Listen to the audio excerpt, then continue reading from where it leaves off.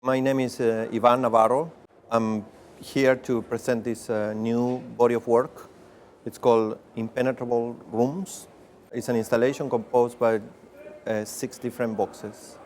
One idea that I was particularly interested was the road cases. The way road cases are used to carry precious objects. Obviously, the idea is to turn this road case into a piece. Neon is very interesting material because you can basically, it's a line that you can draw with it. Absolutely handmade, and so it has many properties that are very interesting to me as we can say as a classic sculpture. It looks more high-tech than what actually is, you know? It's actually very artisanal. I graduated from school in '96, and I moved to New York in '97. And before I moved to New York, I was already working with lights and electricity and installation and working with the space. Especially, I was particularly interested in an idea how an architectural space would shape the piece that is containing, especially an installation. It's almost like the basic concept of installation, how it's connected to the architectural space, and how it would practically never be the same as installation if you move it into different architectural spaces, right? They both go together.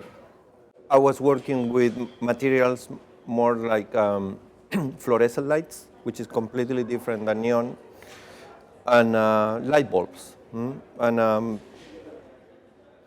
then I moved to New York as a young artist. I was 24 years old, and my perception of what I was doing completely changed because I started knowing more artists that were working with the materials I was interested in. Like living in Chile, the information is not that dynamic, so you don't really know who are the major, historic figures of light artists, let's say. And so I got to see many interesting shows and read a lot, so it took me like 7 years again to actually do a piece that I was satisfied with it, and it would be also connected to the scene in New York. It wasn't just like, oh, here I am, I'll do whatever I want, take it or leave it, you have to come up with something that will be connected to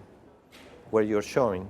But keeping ideas of how to use the space and how the piece is always somehow connected to an architectural space.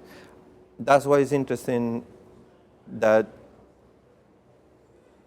this second time I show part of this installation is in a completely different configuration because it just doesn't make any sense to show it always in the same configuration. Obviously, to grow under a dictatorship, it affects people's life, right?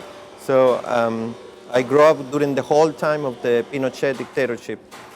Since I was born in 1972, dictatorship started in '73 and then ended in 1989.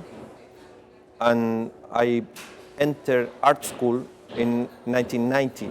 What came with the end of dictatorship was insane capitalism, And it's like which is worst.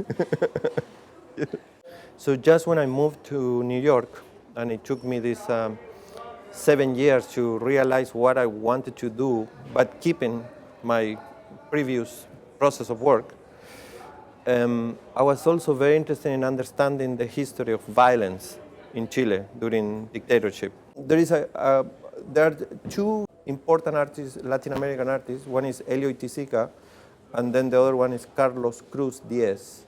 And they both made pieces in the '60s called Penetrable Rooms.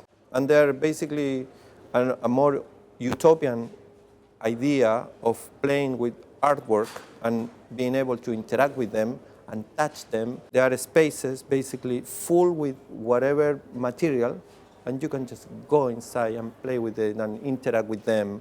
So almost like a killing whatever mystery that could be behind any sculpture or behind any pictures, right? So you can go everywhere. Now here it's practically the opposite, right? So it's something like is in the limit of I'm allowed to enter, I'm not allowed, what is this, is illusion, is reality, there is a total mystery as how this trick works. So that's sort of like also a distance that I kind of have with that, or how can I position my work in difference to things that have been done already. What's interesting to me is to be connected to a fair that is, it shows everything, not just modern art. So